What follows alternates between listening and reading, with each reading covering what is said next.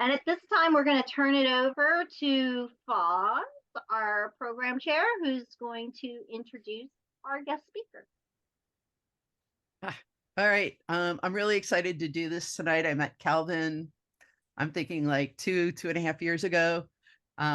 Was amazed to watch him work. I had a wheel across from him and I watched him just intently engage with the clay and then do some really magical kinds of things. And I never could figure out how he got from a cylinder to what he finished with.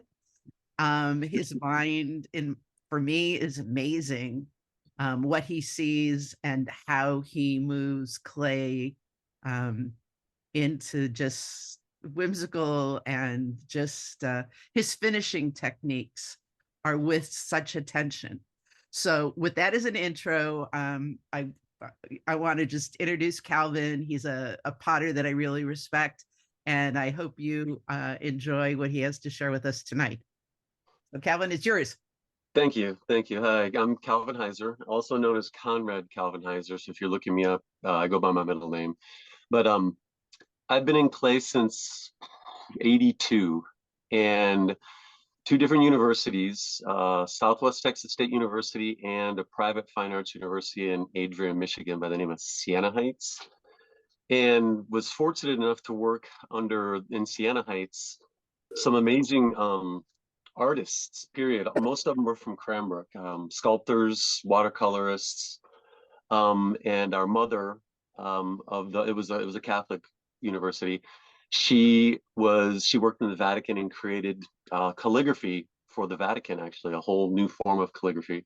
And then Dr. David Van Horn, sorry, was worked in the ceramic department in the Vatican as well, and fortunate to work with everybody there. Thomas Venner was the potter at that university, and I got into it thinking it was going to be an easy A class. I thought it would be real simple, and I found it to be such a challenge that, and for me, challenges. I love challenges, and I dive in all the way with things like this, and I did, and supposed to have had 35 pieces made, and I ended up doing like 350 pieces in my first semester. So I caught on, and my instructor at the time said, you seem to enjoy this. Do you want a job? So I ended up quickly becoming a potter's tech, a lab tech, a glaze tech, all that, and just started running the show for him, and would sleep by the kilns in the winters in Michigan. But I was into it, and I went to Southwest Texas State University and graduated from there. Whereas in the small university, I had a lot of attention. In the large university, I didn't have much attention. So I kind of was free to do whatever I wanted to do. And I was Potter's Tech and lab tech there as well. So I learned how to make glazes. I learned how to fire kilns, wide variety of them. And as y'all know, this medium, it has so many venues to really like, or paths to take, raku, high fire, low fire, the glazes, the just working hand building. I loved it all. I couldn't decide what I wanted to do. But as the years have gone on, well, let me say this. I got away from it because my dad said you'll never make money doing this. So I got away from it for years. I owned a couple of companies, traveled the world, and 15 years ago moved to Scottsdale, Arizona. Had a really nice place that had this place here. I'll show you my studio. It was a sauna when I moved in, and the family had 12 kids and 36 grandchildren. So they would run them through this room and wash them off. And there was a wall. This wall had a hole in it going right into the master bathroom. They just rinse all the kids off on the way in. So it's kind of a long room. I don't know if you can see, the sauna was in the back. And I just opened up the whole wall there and created this as my mud room. Now there's a wheel there and a wheel here. That's my stand-up wheel. I stand up a lot when I throw, especially with the smaller things. When I got back into it, I started taking classes here in Phoenix. PCC, Phoenix Community College, is one of them. Louis Baez was one of my first instructors, and I quickly realized, he did too, that I knew it may sound wrong, but I knew as much as he did, and he was the instructor. And he started like inviting me in to help load kilns, unload kilns, making glazes just for the fun of it. And then he'd give me a bunch of extra time in the studio and all kinds of other things. And then after a few years of being there, and also I worked with John Higuchi, if anybody knows who he is. He's also an instructor, and they both said, you know, you need to start selling your things. You need to get out into the world and see how people like them. And with much apprehension, I used to import things from around the world, art from around the world, and sell at shows.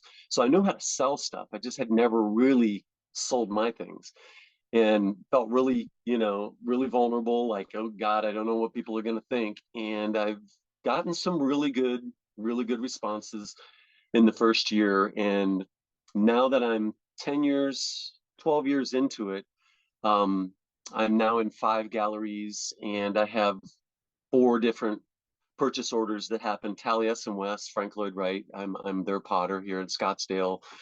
I'm up in Sedona at Esteban's, just to name a few. I'm all over the place, really. I'm down in Tubac, which is south of Tucson as well, at a gallery down there. So I'm doing good. I feel good about what I'm doing. And I feel like recently I've really found my style. Like what Paz was talking about. But let me talk a little bit about my style. I like being technical. I would have to say I'm a fair to good technician with the clay. I see a lot of room for growth for myself. But what I really like to do is just throw it all to the wind and just start being goofy with the clay. And a lot of people, like my wife, might say I'm quite a child. Well, I harness that. I really put that into how I work with my clay, and I don't think of the limitations. I think of just pushing it and pushing it. And Boz can maybe say that, and maybe even Jeff. I don't know if they've watched me work, but I like to work large as well, but I do a lot of small things too. I work all over, but a lot of the larger things I didn't even realize how large I could go until just pushing and pushing and pushing and pushing the limits, instead of realizing that I go as large as my kilns will let me in, which is 36 inches right now. I could go larger if I had a larger kiln still. What the money makers seem to be right now, the smaller things seem to be selling more, as we all know who are professional potters. The mug, the cup, the little soup tureens, or I mean, what are they? Gravy, the gravy pourers. People like those as well. Butter dishes, those kind of things sell really well for me. But I make more of my profit on the larger pieces. That being said, when I came here, I started working, and I didn't know whether I'd work in a dark clay, a porcelain, or a nice light colored stoneware. So I started doing experiments with my glazes, which I found one of my instructors once told me. He said, you know, you seem to be pretty good at this, but you really suck at your glazing, and I think you really need to focus on glaze. So I turned it all around and started saying, okay, I got the technical part down. What can I do with the glazes? So I started looking at what I liked in glazes, and I've come up with a layering system that I do with my glazes, where a lot like Stephen Hill, actually. Main reason being is that when I first created my studio here, I only had electric kilns, and I'd always worked in gas kilns. And I wanted that atmosphere. I wanted to have depth to my glazes and layers on there without multiple firings. And started working with versions. I manipulate glazes now, and I've worked with versions of Strontium Crystal Magics. You know, the light, the warm, and the cool. Sometimes I'll even mix them depending on what I'm doing, and I create my own wood ash glazes as well. So I'm layering like multiple colors with strontium crystal under and on top, and then a little bit of wood ash glaze. And I get these wonderful blends that go on, and really nice lichen, if you will, lichen crystals that look like lichens, you know, like the growth patterns do. They're not real big, bold crystals. and everyone seems to be pretty happy with it. I'm happy at the moment. I'm never really fully happy. I'm not one of those people that is able to go, ooh, I've reached it. I've got there. I just can't commit to that. And so people tend to walk into my booth and look at my stuff, and they can't leave my booth because I tell them I'm the Sybil of potters. I've got like 12 potters trying to express themselves, from raku to high fire and wood fire as well. I do a lot of wood fire and salt and soda. Um, and I do, like I said, well, as Pot said, I do very whimsical stuff now. And it doesn't always sell. It's not everybody's cup of tea. So I also do the typical cup, my common version of cup. And you know, you can get on my Instagram if you want to see a lot of this stuff. You can get on my Instagram, Loving Earth Pottery, by Calvin Heiser, and you can see the pieces really clearly, the variety that I do. Um, I think Foz wanted me to talk a little bit about how I got to the style that I work in right now, and a lot of it had to do with other people, other potters. I mean, if you walk through my house, you'll go, oh, did you do that? Did you do that? And I've done basically nothing that I have on display in my house. It's other potters. I've looked at the things that I'm drawn to that make me say, wow, that's good. Little things, the details of finishing a handle, the details of finishing a foot, the details of the lip, and of course the glazing. And part of what I like about glazing, I think I could say, once again, Stephen Hill, um, lines, I put a lot of lines in my work that catch the glaze as it runs. So you get horizontal lines catching the glaze as it runs down, and you get buildup of color and crystals in those areas. And I get a lot of movement in my pieces. I think as a technician, when I was learning, I wanted to be perfect, and everything came out really clean and even. And then I just said, excuse my language, but fuck it, I'm tired of this shit. And I started like, well, here, let me tell you this. I'll be real frank with you. I was on a mushroom trip once, and I saw all the spiraling in everything, the the movement in life, and it really reminded me that the wheel moves, yet I'm not capturing it in my pieces, and I wanted to capture it in my pieces. So I work with undulating feet on my pieces. I work with undulating lips on my pieces, and I also put a little bit of I go in when they're half dry and put spiraling lines so that it looks like my piece is dancing and moving around, if you will. And you'll see, I'm gonna show you on my video of one of my cups what I'm doing with that, and you'll see real clear. So, what else could I say? Any questions at all at this point? Yeah. I hear no questions. Okay. Maybe we can, I don't know how long Foz is wanting me to talk, but we could definitely go into the videos if you'd like at this point. I don't know at what point we're wanting to do that. Why don't you do that and give them a lead into what you're going to be doing? Okay, so this is one of my fat bottom cups. Now I do a lot of different forms, but this particular one is one that doesn't tip easy. It's shaped a little bit like this. You're going to see the form as I'm throwing it. So what I'm going to do is I'm going to throw the form, do the alterations on the wheel while it's still wet that I can do, set it aside, come back, and I'm gonna do some other alterations as I clean up.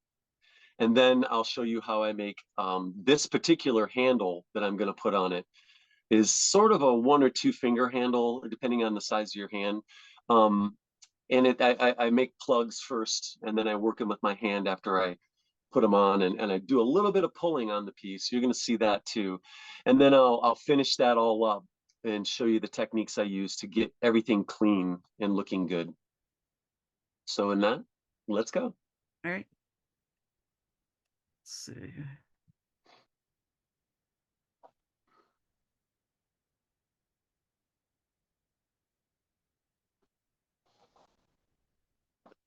Second here. All right. Can you guys see this? Okay, here we go. I can. See that? Yes? Nope. No. All right, let's do this. Now You're- can you see it? Yeah. Okay. Down in the corner. With Klein.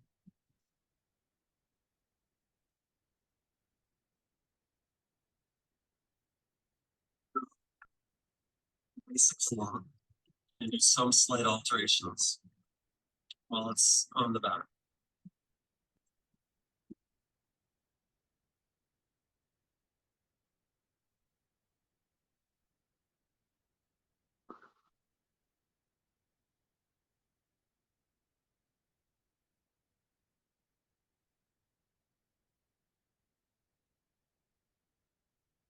Sometimes I do them really wide at the base, narrower.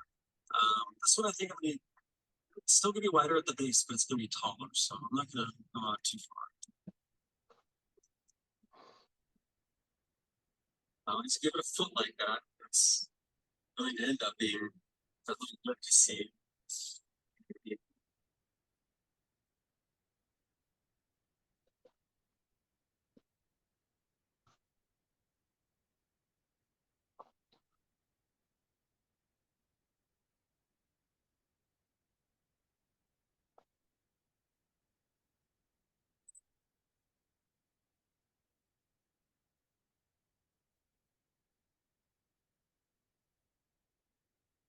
That's not bad. I can take a little bit off of that actually, so I know I have something to work with there.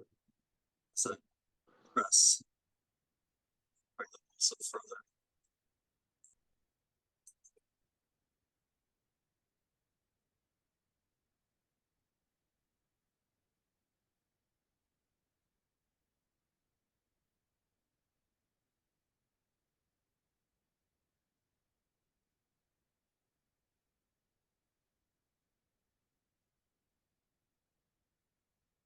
Brushing the bottom. Make sure it's not gonna give me this crack. Back and forth a bit.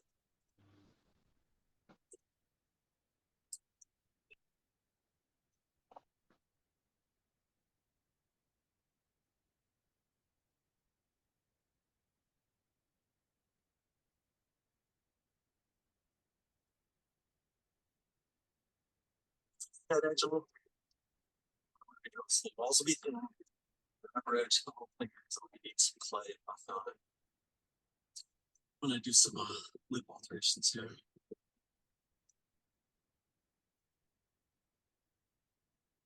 Go in and do some cleanup in the corners that my big fat fingers can't get it. Throw a little water in here. It helps to make it smoother as I turn away stuff. Pull it out.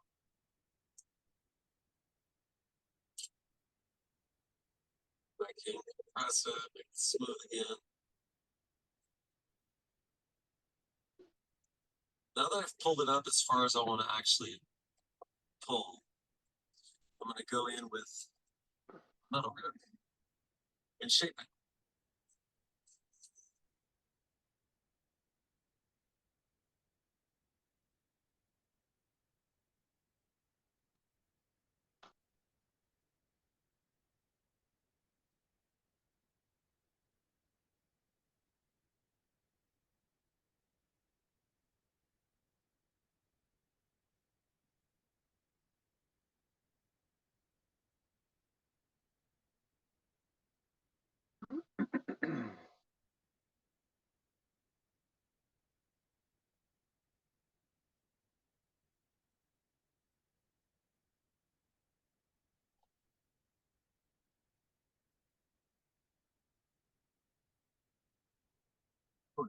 Bottom.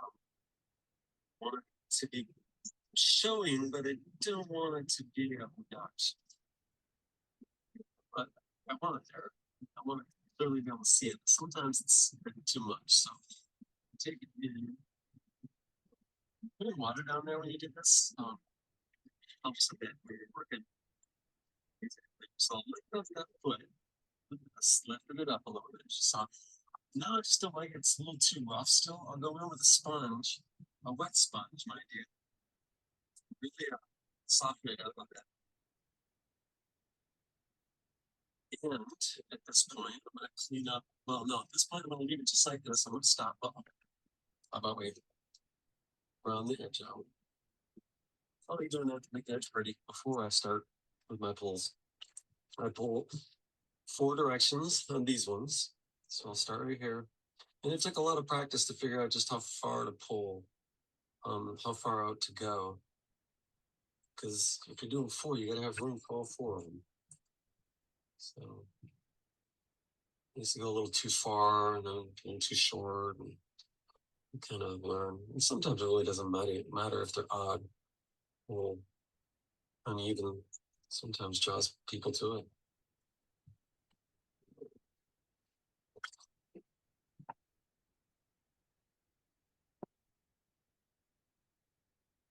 First started doing this, it was very tricky to. Oh, there's a hair. My dog's hairs. My child's hair. Not sure.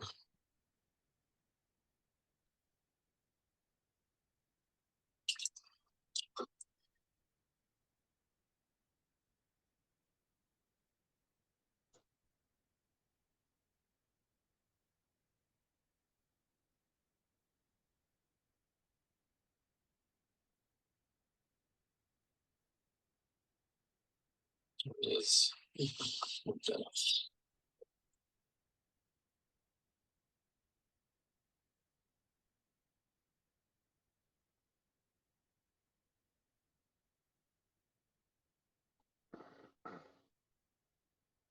And sometimes, like even now, I didn't do them even.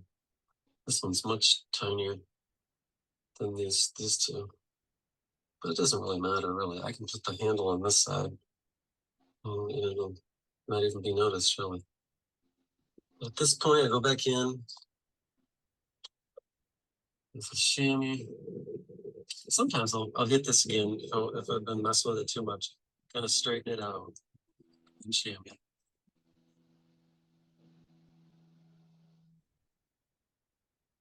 Now, pretty much clean up.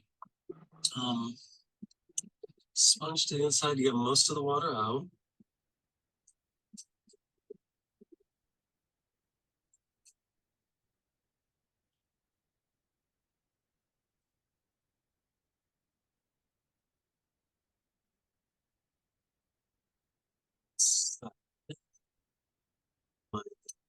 Spiral in there.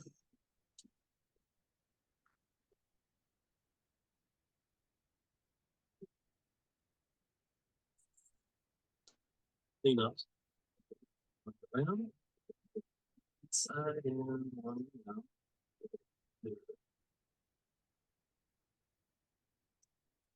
I put some lines with the edge of this rib. Put lines to catch the glaze.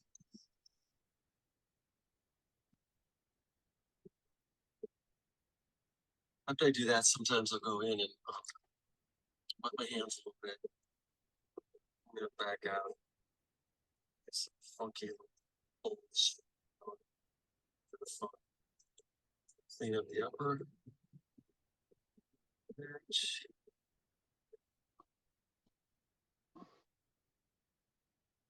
Last, one more time. Hit it with this. Clean up and smooth that lip.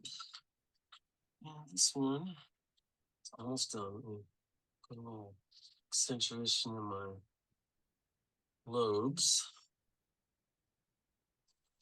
Guess it makes them a little more florally. And then I come in with the blue rib. And right where the lobes come together, there's the little thick part there. I wet the rib and I slice, and then I pull up, pull up usually. So slice twice, pull up 3 times. Slice twice, pull up, and I'll show you that when I get done from the side, and you'll see how it looks fresh off the bat, because I do a lot more to it later.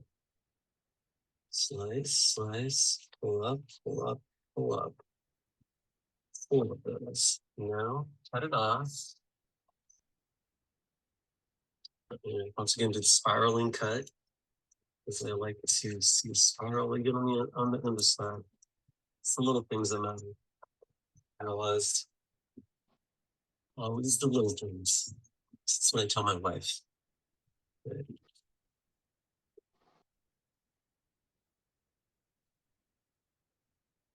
She actually tells me, so there's profile. I like that. Just got a little bit of influence on that bend. And there's a spiral on the inside, you can see. Oh, yeah. Now we let that dry for an hour or so.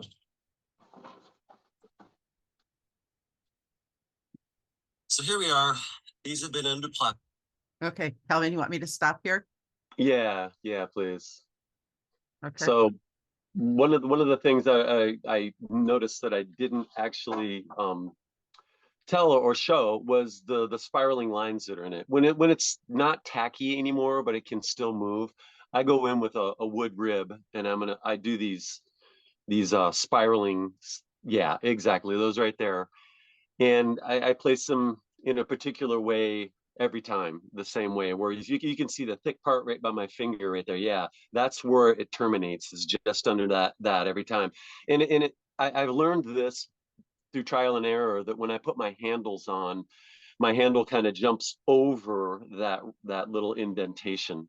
Are there any questions? Did I leave anything out? Is there anything that anybody wants to ask me about this section so far? I see something on the chat down there. Okay. It's beautiful. Yeah, okay. Oops. Crumb. There we go. Can you still see it? How do I get back? Close or go back? Let me see. Did you tell us what Okay, clay body there you we- were using? Oh, what's that? Say that again. Did you tell us what clay body you were using? This particular one is, yeah, this is one that was made up at Northern Arizona University. I think Jason Hess makes this up at Northern Arizona University. So this is the Cone 10. Yeah, I'm also firing some Cone 10. I now have more than just electric kilns. I have multiple kilns now, but yeah, that's a Cone 10 that's their clay, and I don't even know what it's called other than that. Sorry. So it's more This is- stoneware than porcelain, it It sounds like. is. This particular one is a stoneware. I love working in porcelain, but yeah, this is stoneware. I have a question about the water that you use. Mhm. You know, over time, my water gets very slippy, and I noticed your water was very fresh. Do you change your water out so it stays fresh, or do you also throw with slip? And so it depends. With porcelain, I'll throw with slip and use a lot less water. With stoneware though, I try to change it out and not use as much slip. I just create the slip as I'm throwing in and may use it on the piece. But I'm kind of transitioning where I used to throw with a lot of water, and I love throwing with as little water as I can now. And I'm constantly cleaning it up because I don't like it looking dirty or even feeling that's too slippy when I'm working with it. I just don't like sloppiness when I'm working. But yeah, that's fresh water on this one. Yeah, with the stoneware. Thank you. Mhm. Okay. All right. So you guys can still see the video image, right? Yes. Okay. You can see where they're at right now. Just a hint of the curve up on this one. This one I didn't get curved up that much, but that's okay. And even if I forget to do that, which has happened sometimes, I always know that when this line comes down, the curve starts at the bottom of the line and goes this way. That's kind of what I've figured out at this point. This is still just the cutoff bottom. I will come in with a sponge, kind of clean up some of the dregs and the dingleberries, if you will, that are along the edge. Wet it down, and I come in with the blue, my favorite rib when it comes to working my hands and altering bottoms. Come in and curve this up, accentuate that a lot. Now learning how to just pull and how to pull properly on these without leaving a lot of marks to clean up later. Just comes with time. I ruined a lot of them before I got it. We all know that story, right? When it comes to clay, take off about that much in each section. I don't care if they're perfect. Perfect isn't, sometimes it's actually better that they're not perfect. People are drawn to the oddities of, I guess, the more natural looking unevenness sometimes. Drawn to it, not even knowing it. Sometimes the pieces that I dislike the most, people are drawn to. Because I have a plan, you know, I have a master plan, and if it doesn't go the way I want it to, I don't like it. Doesn't mean someone else will. That's the nature of art, right? One of the things I've grown to love about all this, that even when I'm not doing well, I can take my work out and show it to the world, and there seems to be somebody who will just totally fall in love with what I'm doing, even if I hate it. Okay, so here we are.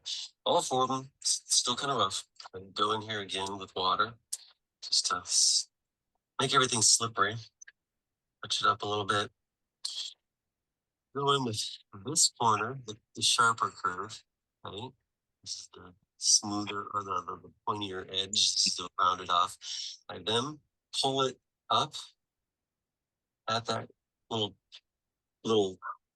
wave that I just created.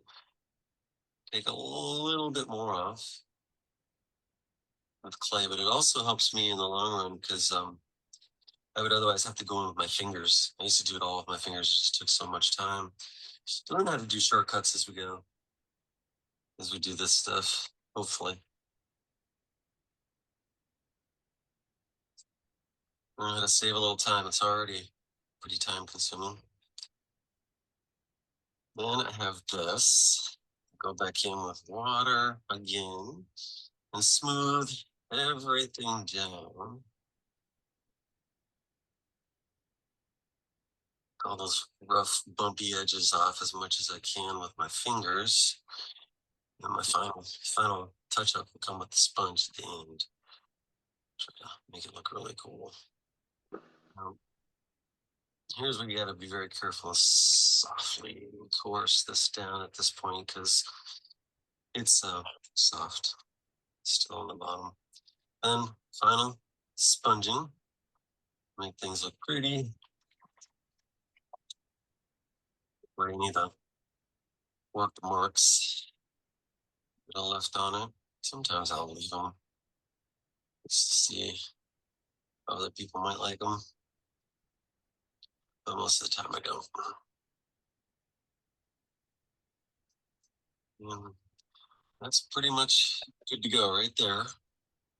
Finished with the clean up on the bottom. All I have to do now is grab my stamp. It's pretty soft. This one's still pretty soft. There we are.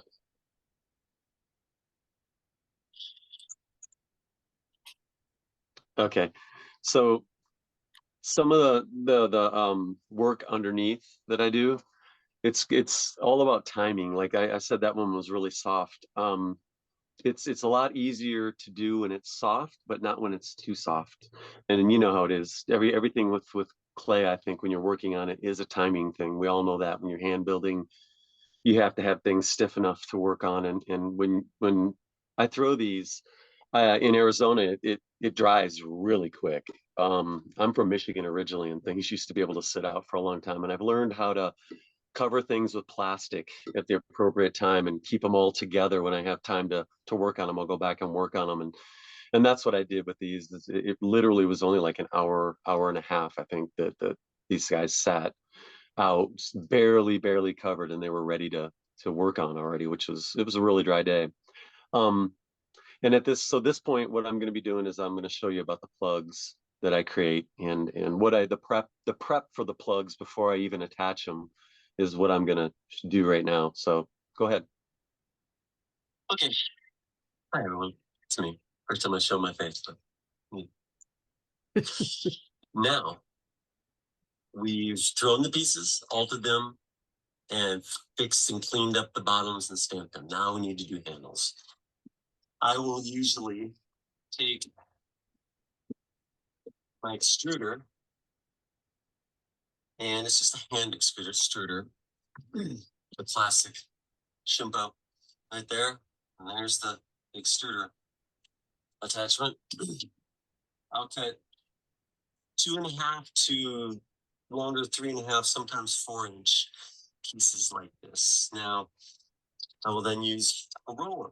This is what I've learned with time to do. Roll one side, the other side, go back on this one.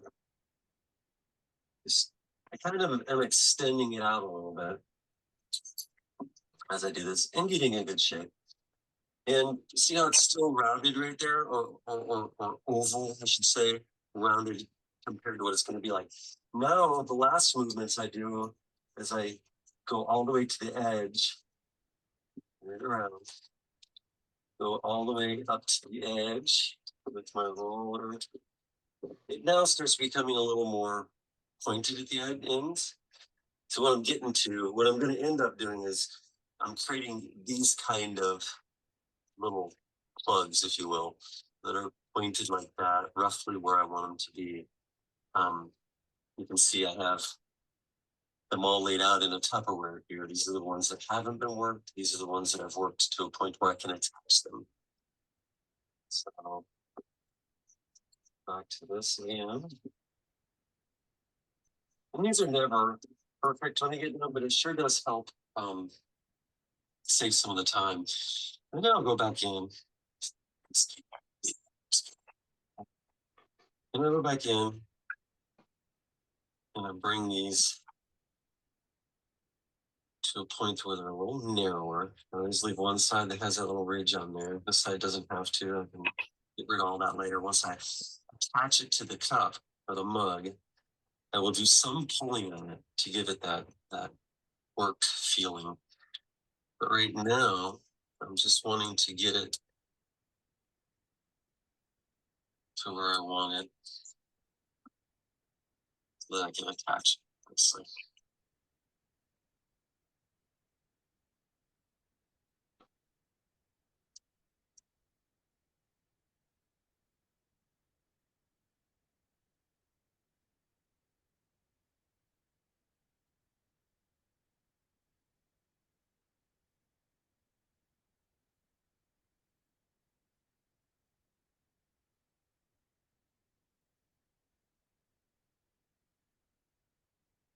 I can get rid of most of this stuff when I attach it and pull out the a little bit more, but that's pretty much what I want right there. I will come in later with a dowel and work this. I'll show you that in my next video.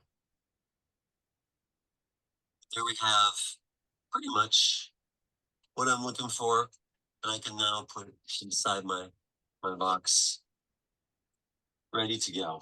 I'll get these all ready now, and then I'll be back to show you how I attach them and finish them. Okay, so are there any questions at all at this point about these particular kinds of handles or any of the finishing that I've done so far, or yes, no? Okay.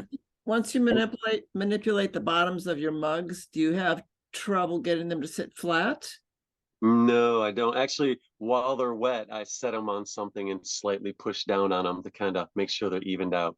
I also have a Diamond Core diamond sander disc that I put on my my wheel and wet it down. And once they're finally finished, if there's any wobbling to them at all, because when I do 4 lobes like this, and there's 4 points on the bottom which it sets, sometimes they will get a little wonky depending on my shelving in my kiln, what shelf they're on. And I just go inside and I just afterwards just sand them down to where they fit that way. Just take a little bit off sometimes. So I have a diamond sander too. I guess I've never put water on it. You put water on it? Oh yeah, I put water on it every single time. Yeah. I Oh, don't want to breathe any of the dust. yeah, okay. All right, ready? Yep, let's go. Okay, hi there, hey everybody.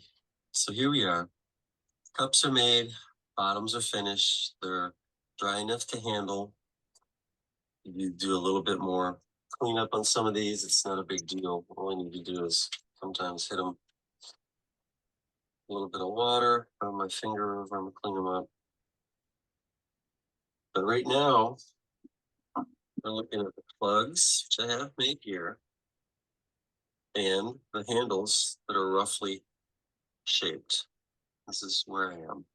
So from here, what I'm going to do is I'm going to find a space on here, and I usually look for, hold on, let me see if I can show you.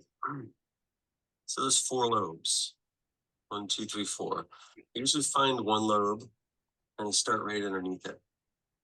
And right underneath it, it's going to be like right there.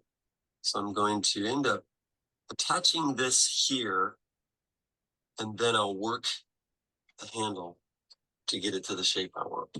So let me go.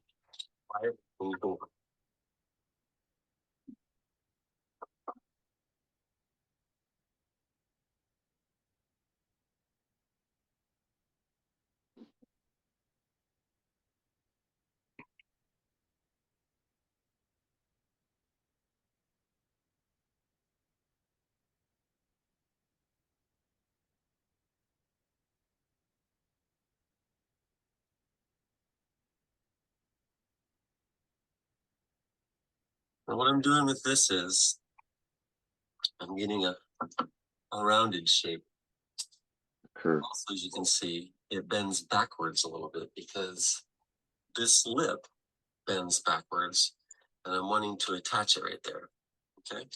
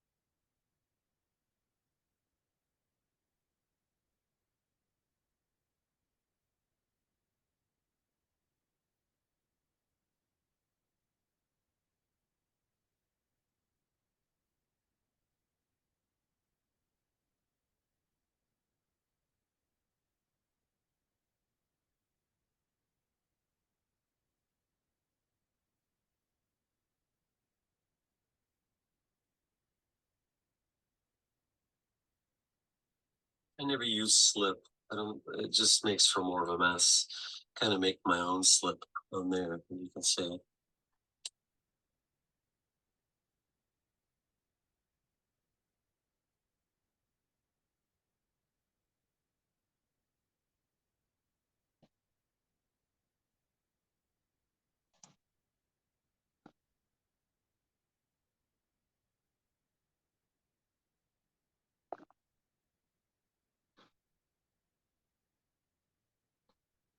I've cracked these lips before, so I'm very careful to hold my fingers behind it as I press and get it to stick really well. And I really try to push what little slip I did make there up and out so that it's on there good and solid with no bubbles. And you see that it's not quite on there right there.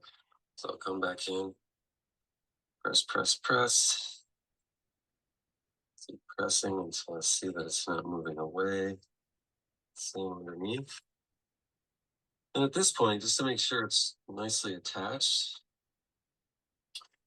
I run in there with basically any tool. This is my little bamboo stick. It's real thin, it's rounded at one edge. I usually run in there real quickly, and I'm not sure if this seals it or what, but it also just kind of makes for a nice line there. looks better in the long run, I think. But it sort of does seal it, I think, too. So that when I start tugging on it, it won't come off. Now, usually have a little more water over here. I'm used to doing this on camera. Oh, that's right. Hold on. Put my fingers. After I run the stick through there, and usually go through and clean it up and get all the dregs off there. And then come in, start working this. Now, how I'm going to get this on camera, I'm not sure. But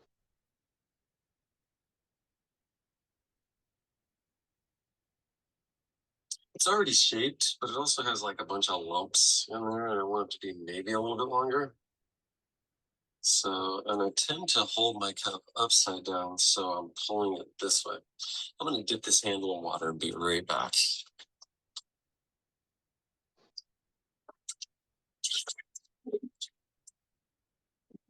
Bring my water.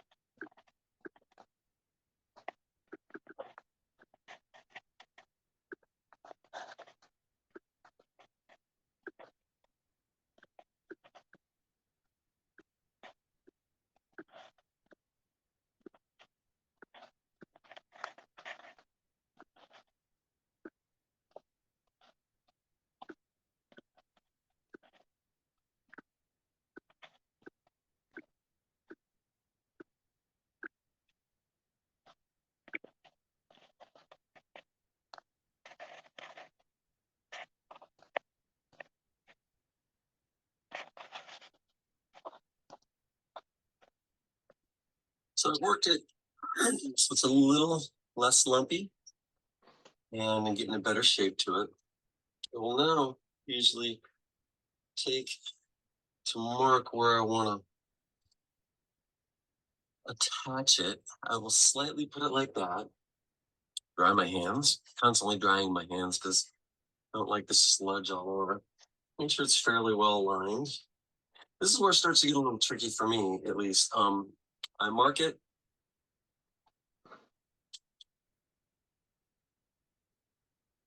And then I got to come back in with this dowel and round it. You can see it's not rounded. It's very flat. This is where it's a little funky, but do it.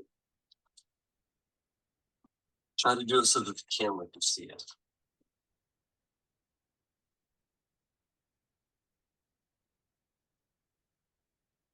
Once again, I gotta keep my hands dry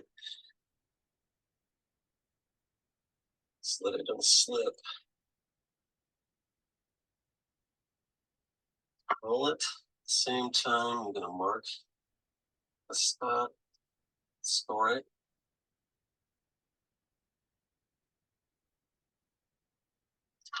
And wet it. Not a fun.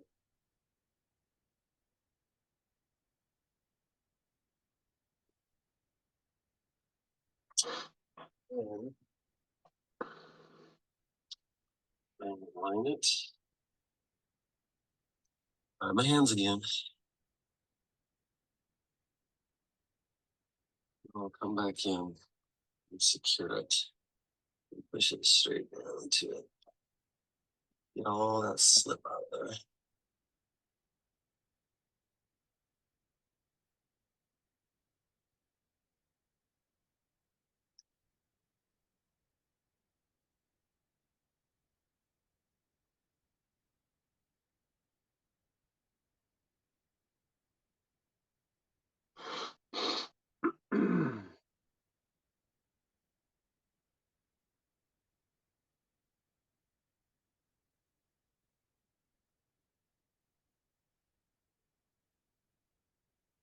Now, these are pretty free-form handles. I don't want them to be exact.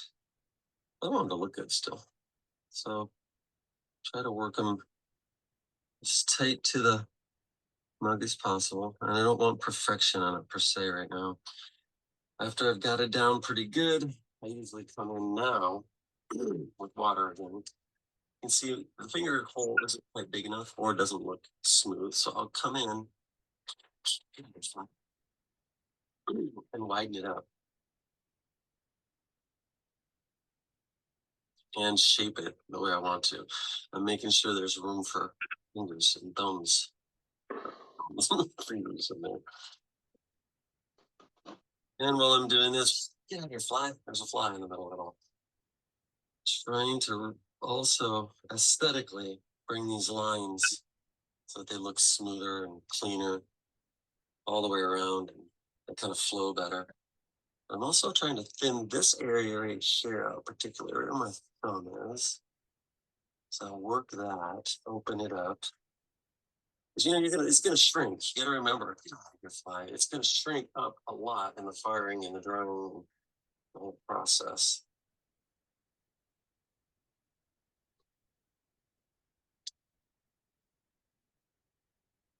But I gotta be careful that I don't overdo it. You can start getting these weird little thin marks. Now, roughly got it to where I want. I'm still gonna go in and I like to open these areas up a bit up top and accentuate that line. So that's roughly what I've got here now. That is pretty much how I'm gonna go with it. I'll just go in here with my fingers and keep cleaning things up a bit. And I also have to now go in with my tool and mark the bottom and then the top of this attachment.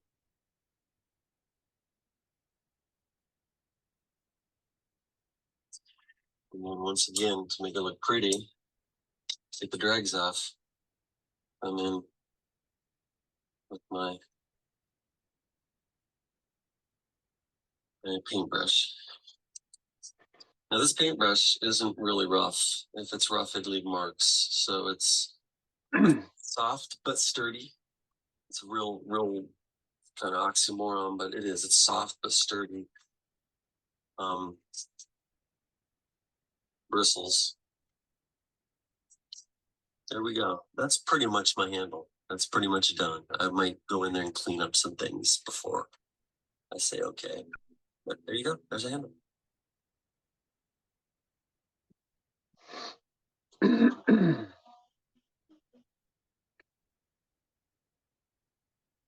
we go. Okay, well, I hope y'all liked it. And I hope that it's the first video I've ever done. So if there were some mistakes in there, then I own it. But that's how I make one of my fat bottom mugs. And that particular handle, I really love doing it. It really flows well with the mug. I try to make sure that everything kind of works. I'm also a sculptor as well.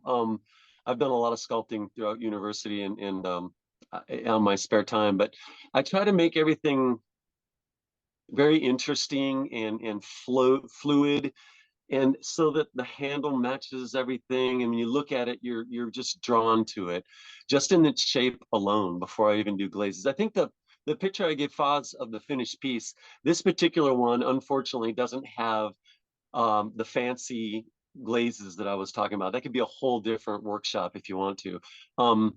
but I just did a nice white glaze, and high fired it cone 10 with reduction, so you get the speckles, the iron speckles that come through the white, and it really is a beautiful finished piece, and simple glazing. It just, you know, highlights the shape and the movement of it. I don't know if you have that picture with you, Paz, but Yeah, I was gonna say, I'm not I can try to grab it. It was what went out with the announcement. So let me see. oh, okay, gotcha. Hey, Terry, can you pull that up from the newsletter?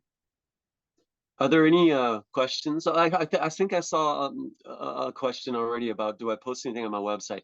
I just got my website up and going, and I'm going to be putting a lot more. Actually, this type of content I'm going to be posting for pretty much everything I make. I'm going to start doing it now and posting it on my website. And the store is up. I haven't populated it yet because this time of year I'm doing shows pretty much every weekend, and I'm spinning my wheels right now, firing and glazing and making, and firing and glazing and making, just to get enough product. And I have purchase orders that are there too, so I'm real busy this time of year. Hopefully this summer I'll start posting. I'm going to be videotaping right now, but I'll be posting things later this summer. Yeah, there it is. There you go. That's one of them. That's not the exact same one. A little bigger handle on that one, I think, and shorter piece. But yeah, that's the finished. How many pounds of clay do I use a month? I use around, I would say 300, around 300 a month. But see, I can't, it's hard for me to judge because I'm also making pieces for future projects. I go off and do wood firing and things like that in different places with different people. So I have different boxes going with different types of clay, and I'm labeling everything and making sure I have everything set aside for when I go do different workshops. I have things ready for that. And also so much would depend on how much I sell. This time of year, I'm probably going to maybe even around 500 pounds of clay a month. But it's just because I'm selling so much at the shows that I just got to keep up with it. I've got five questions here. Hold on, let me see what they are. Thank you for the great job. What was that was, thank you very much. I guess that's it. Okay, I answered all the questions. Thank you very much. No, yeah, I got one more. Please. Your finials. Oh yes, my finials. Do I have any? Well, I just did some butter dishes. I do butter clutches now. I do. Let me show you one that I have. I'll be right back. That I just glazed. It hasn't been fired yet, but I'll show you. And it has a finial on the top. Calvin's all into height sometimes, and it's like, how tall is the finial that he puts on it? Well, this is just a simple cheese or butter clutch, right? And these finials, what I do is right after I trim this, I do a bowl shape, and I trim it. I also throw the finials, and they're like basically really thick rings that I keep wet, very wet. And then I attach them to the top, and then I just throw them on top. And I'll be doing videos on that and putting it on my site as well in the future. But that basically, I do full circles, I do closed points, and I also do open ones that are almost very floral that go along with that style that I just did for the cup. I do really wonky, cool, big jars with really open finials on the top that undulate back and forth along the top. I wish I had one to show you, but you can see it on my Instagram, Loving Earth Pottery by Calvin Heiser. You'll see them if you kind of scroll through that. Someday maybe I can do a demo on that as well. Anything else?